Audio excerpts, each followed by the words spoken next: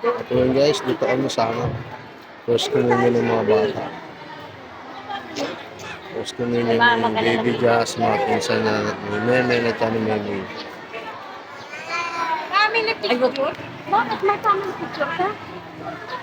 Baring niya.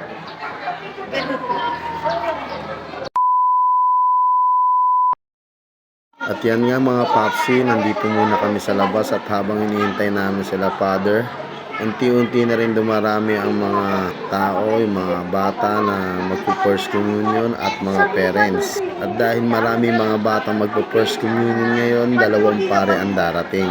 Habang naghihintay, nandito muna kami sa labas. Dapat nag-bihis ka man lang, baka picture lang ako. Picture lang kita. Pinasikaso ko pa to ang gabi oh. Picture lang kita, punta ka dun. Picture lang kita mag-isa. Nalagnas ko ang gabi. Pinakalang daw walang daddy kasama eh. Kaya mo na. Kasi nagbagong dati. Kompleto naman sila, apat naman sila. Tayong kasama. Eh, sa daw niya dito. Huwag baka magkano bayad nun. Wala lang yan. Papicture ka ng papicture. Kami naman, susunod-sunod sa'yo.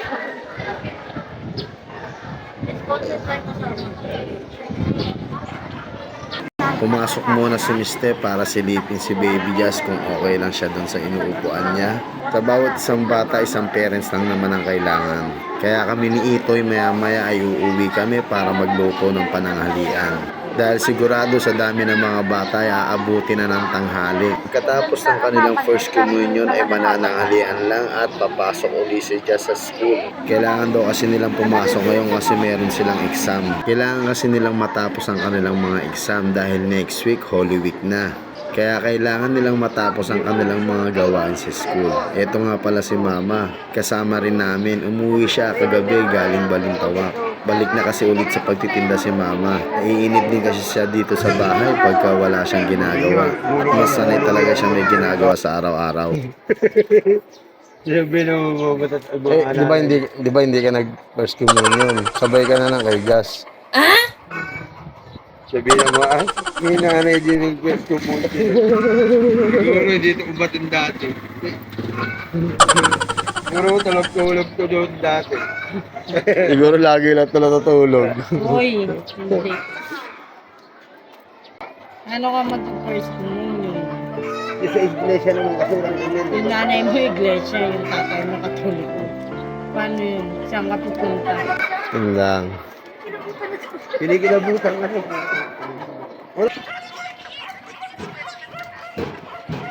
Dahil sa babae. 150 yun. 150, Habol na kita. magpaparegister. May laka na doon. Bakit ka 150 muna? Umumunggisanahan. Kayo mga ano yun eh. Dalawa pa talaga kayong ganyan eh. Mga mag-umpisan naman ako chinelas na. Parang may kita. At ito na guys, dumating na si Father, mag-uumpisa na. Makita natin na si Jesus ngayon. Dahil si Jesus, paano natin tatanggapin sa puso natin kung marami tayong kasalanan. Kaya sana, sa ating pag-umpisal, gusto nating baguhin at pagsisihan ng ating mga kasalanan nang sa ngayon tayo ay maging karapat-dapat na tanggapin si Jesus. Ganito. Pagkatapos sa kuminin yung kasalanan niyo, makakarusahan kayo. At dito nag-uumpisa na ang kanilang pagkukumpisal. Dalawang pare ang kukumpisal sa kanila. Magkahiwalay ang mga lalaki at ang mga babae. Dahil kung isang pari lang, sigurado aabutin to ng hapon. At habang inaantay ko na si Baby Jazz ang magkukumpisal, napaisip ako, ano kaya ang mga ikukumpisal niya kay Father? Naalala ko noon nung ako'y magpo-first communion, nag-iisip ako at natatakot kung ano yung mga sasabihin ko kay Father. Pag panahon talaga ng mga ganitong edad, may takot ka talaga mararamdaman. Kasi nga, syempre, di ba, bawal magsinungaling. Kaya lahat kailangan sabihin mo kay Father. At eto na, si Baby Jess na ang harap kay Father. Excited ako. Kasi ito ang unang beses niya magpo-first communion at ang unang beses din niya magkukumpisal. Kaya nga first, di ba? Kayo mga Papsi, ilang taon kayo nag-first communion? Paki-comment down below naman para malaman natin kung ilang taon na kayo nun. May mga nagagawa tayo na akala natin tama at akala natin ay mali. Kaya minsan naguguluhan tayo. Kaya importante ang gabay ng ating mga magulang para malaman din natin kung ano yung tama at mali. Kaya ang pinaka-importante sa lahat ay nagsisimba tayo at nagdarasal tayo para maliwanagan ang ating isip at malinis ang ating mga puso. Mukhang matagal-tagal ang pagkukumpisal ng Baby Jess ah. Ano kaya yung mga yon? Kayo ba mga Popsi, naalala nyo pa ba ng mga panahon na ganito? Yung panahon na po first communion kayo? At unang beses din ng inyong pagkukumpisal. Nakakatuwa lang makita, no? Yung mga pinagdaanan natin noon ay napagdadaanan din nila ngayon. Kaya tayong mga magulang, panatiliin lang natin na malapit sa atin ang ating mga anak para hindi sila nahihiya kung anong mga nasa loobin nila. Maganda rin kasi na pag-uusapan natin. Na pag-uusapan nyo ang inyong mga saloobin at natututo rin sila maging open sa atin. Bilang magulang, kailangan din kasi natin maging kaibigan at kapatid sa ating mga anak para hindi nagiging malayo ang kanilang mga loob sa atin. Alam nyo mga Popsi, masaya ako at unti-unti ko nakikita nagiging okay ang aking anak at sana tuloy-tuloy na ang kanyang paggaling. Pero minsan nakikita namin na nangangalay ang kanyang leeg kaya nag-aalala kami. Pero sana wala lang yun. Dala lang sana iyon ng paggaling niya. Sa July pa kasi ang susunod niyang check-up eh. Doon na rin namin malalaman kung nagiging okay na ba yung spine niya. Sana sa awa ng Diyos maging okay na. Sa araw-araw kasi pumapasok siya sa school, may takot din kami. Pag wala siya sa aming tabi. A few inches later. Ayun, alright guys. Magandang hapon sa inyo. Gagawa tayo ng merienda. Sundo ko lang kay Baby Jess. So, gawa naman tayo ng merienda para mawala naman yung pagod niya. Kasi kanina, di ba, nag-ano siya, first communion. Natapos yung first communion niya, 12:30 na ng tanghali. So, kumain lang, then hinatid na namin sa school. Yung kakasundo lang namin. Kanina pa pala siya nag-aantay, kanina pa pala sila lumabas. So, late na kami kung as in wala nang tao na sa school. Nakakaawa naman. So, ito, gawa tayo ng merienda.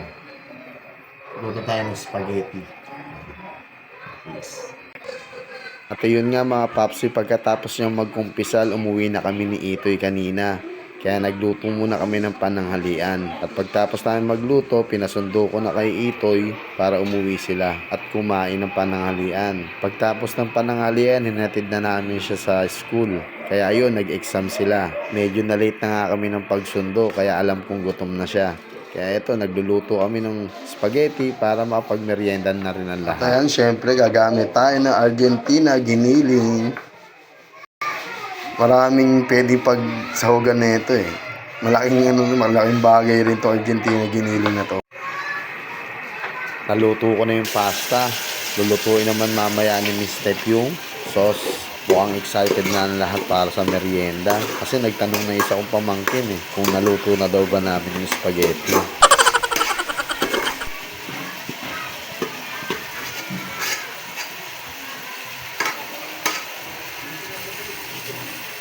Eto na mga Popsi, luto na yung spaghetti. Siyempre, ang unang titikin si Miss Steph.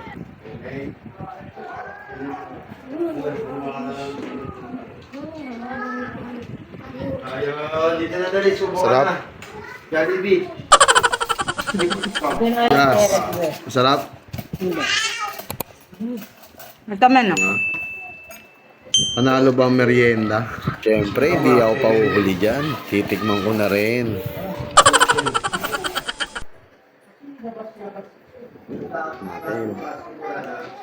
Wala na eh. Tumawa na lang dyan. Tatlong merienda.